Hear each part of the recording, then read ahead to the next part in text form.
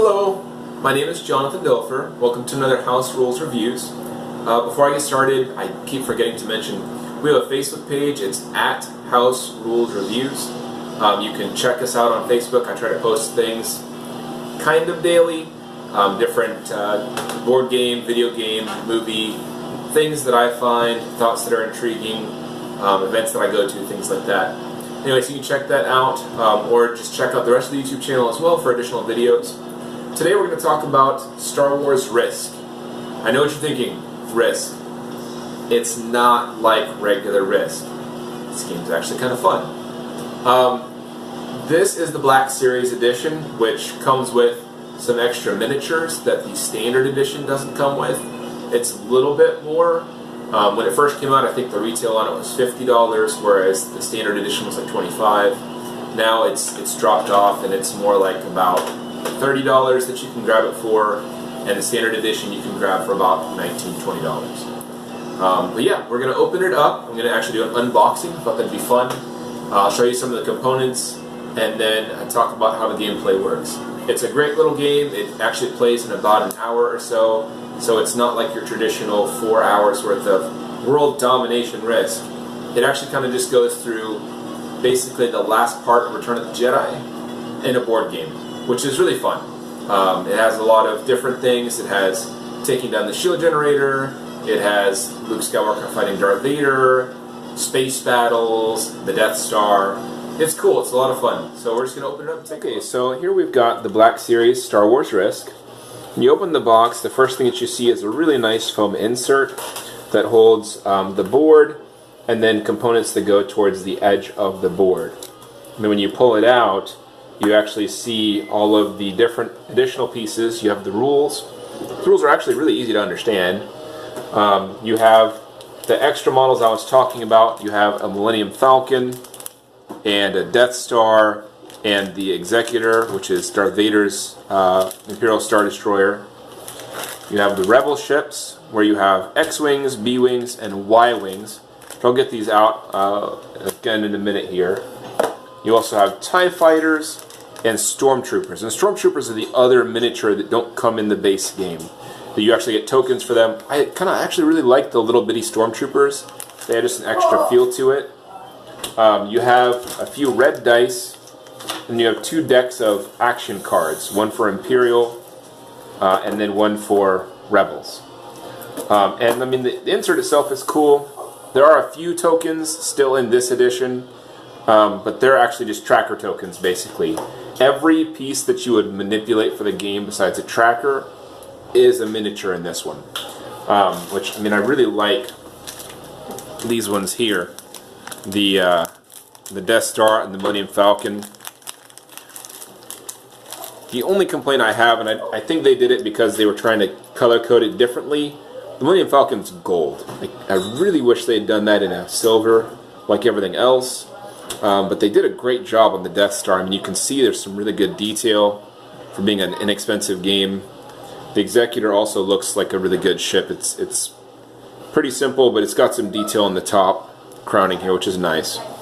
And they did a similarly good job with a lot of the other ships. The board itself actually expands out and takes the shape of a TIE fighter. You have wings that go on either side, which I'll set those up in a minute and show you. But I mean, it's a really pretty well made product for being a Hasbro game. I mean, having the name Risk associated with it, people think, oh, it's going to be just a Risk game. And I mean, there's more to it than that. It actually is a Star Wars movie layout game. I'm going to take a minute and set up the board and kind of let all the pieces get out, and then I'll come back and we'll talk about gameplay. So we've got the board set up. Just to kind of give you a closer look at some of the pieces. These are what the X-Wings look like. These are my one thing that I wish they had done maybe a little bit differently. They put the B-Wings on these nice stands, right? The same with the Y-Wings. The Y-Wings are on these nice stands in a cool pose, kind of like they're flying. Super cool. And then the X-Wings, they just kind of sit on the table. They're not even in the X-foil position, and they're not on a stand. I wish they'd done that a little bit better. But the components themselves are really good components. TIE fighters, they're kind of there. You can stand them up on the board on their wings, which works. I kind of just throw them out because they move around a lot. And then, you know, I have the stormtroopers here. So that's kind of what they look like. This is how the board is set up. You can see it actually resembles a TIE fighter with the wings and then the kind of outward view into space, which I thought was a really cool way to do the board. These trackers over here track damage for different things. There's damage for the Millennium Falcon, damage for Luke Skywalker and for Darth Vader, because there's kind of a battle going on between them in the Emperor's throne room, and then battle for the Executor down there. And then over here is a shield generator tracker where the rebels start here with a tracker, and if they get all the way down here, the shield is down. The reason that's important is the basic crux of this game is, just like Return of the Jedi, you're trying to kill the Star Destroyer. Now, you do this by basically getting rebel ships into the space adjacent and making an attack. Now, I'm going to talk some more about the gameplay first, and then get into my house rule at the end. So I'm not going to tell you how the game ends just yet. But basically on a turn, depending on how many players you have, you'll have a hand of cards. The cards all have a couple of different icons on them, right? And so you'll get to choose and put in order a few different cards. I think it's something like 3 if you're playing a 2-player game, and if you're playing a game where you have teams, because you can play this with 4 players, 2 Rebel, 2 Imperial. I think you each choose 2 or 3, and you put them face down in the order you want them to play, and they reveal from the top. So if I put these down, I'm going to reveal this one first. So you have to keep that in mind when you play them down. It's going to be top down, right?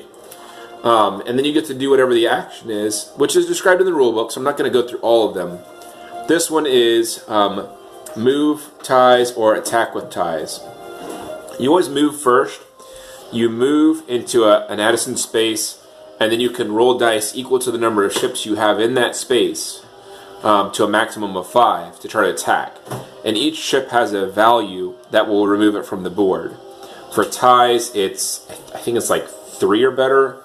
For X-Wings, it's the same. For Y-Wings, it's 4 or better. For B-Wings, it's 5 or better. And then to hit the Executor, the Millennium Falcon is also 5 or better. And they're on D6s, just like regular Risk. This one lets you move the Executor, and I think it also might let you drop TIE Fighters. I don't remember which one, it's been a minute. One of these two lets you drop TIE Fighters from the Executor, you drop a group of 4. This lets you activate the Death Star and try to shoot things. You have to shoot all of these spaces first, which is the Rebel fleet. When you shoot them, if the ships are still on them, you remove those ships, and then you flip the tile over, like this, to show that it's been destroyed. When you've destroyed all of those tiles, whether there's ships on them or not, then you can use the Death Star and literally target spaces on the board. And the Death Star is a one-shot kill. Anything in the space, if it hits, dies. And it's just basically the Death Star rolls 2d6s. And I think if you get a 6 on either one of them, you hit. I think it might be a 5 or 6. So it's not great percentile chances, but it's still a chance. And it's really cool if you get the chance to start shooting just the board directly, because you can just really mess with the Rebels. That doesn't happen often. The Rebels tend to win this game. I actually play the Imperial a lot. 1, because, well, go dark side. 2, because the Imperials, I find, are the more challenging player to play in this game. It's definitely geared towards Rebels, I feel like. They start out with more ships. Now, the Imperials can drop ships as long as the Executor's in play. If the Executor leaves play, you cannot drop any more ships, and you'll slowly run out of TIE Fighters. And then you'll have no defenses for the Death Star. The other thing that you get to do on your cards is this, which is add 3 Stormtroopers to the most current row on the tracker, which adds 1 to the dice number that you have to roll to move along. And it starts out at 2 and goes to 3 and goes to 4 and then goes to 5. And if you're adding 1 to that, you can make it 6s that have to be hit to progress on the tracker potentially. There's a couple other spaces that have to deal with these trackers over here. I'm not going to deal with that right now. You guys can see those in the rules. It's pretty straightforward. Rebels have similar cards. This lets them attack against the shield generator, move and attack with X wings, move and attack with Y wings, move and attack with B wings. You get the idea. Move and attack with the Millennium Falcon, which the Millennium Falcon is faster than the other ships.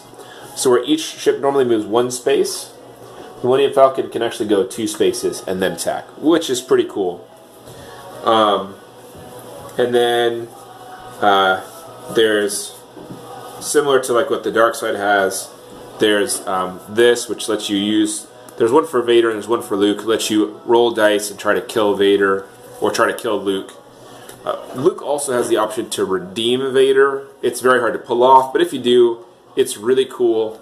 It gets you some bonus cards.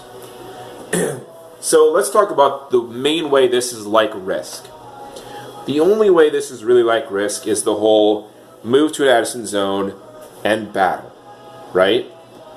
So if I use the B-Wings, I go here, I'm going to roll 3 dice. On any 3s or better, I'm going to remove a TIE fighter from whatever space I'm targeting. It's pretty straightforward.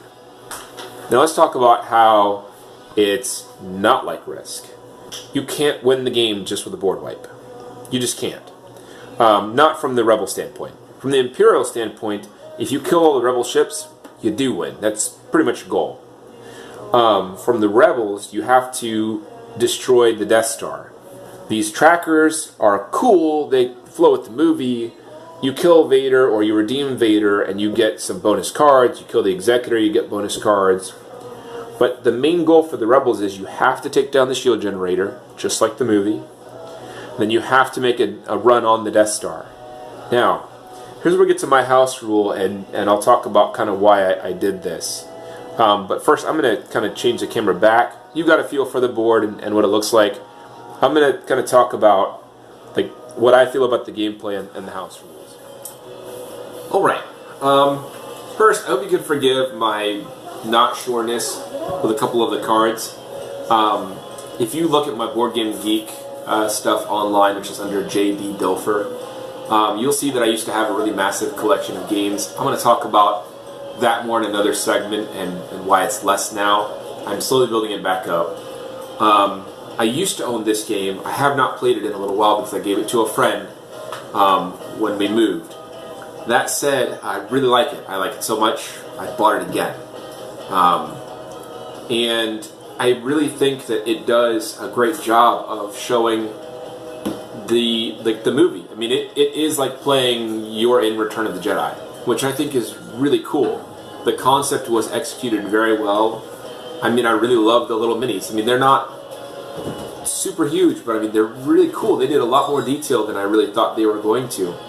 And I like the Black Series because you get these extra special minis.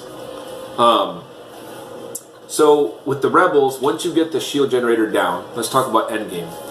What happens is you then have to make an attack on the Death Star. You move into an Addison space. You roll dice. Now, the way the rules read is that you have to just roll any number of dice, depending on the number of ships, up to 5 dice, right? And then if you get a single 6, you blow up the Death Star and you win. That's too easy. I've played so many games of this where it is like neck and neck. The Rebels could win, or the Imperials could win.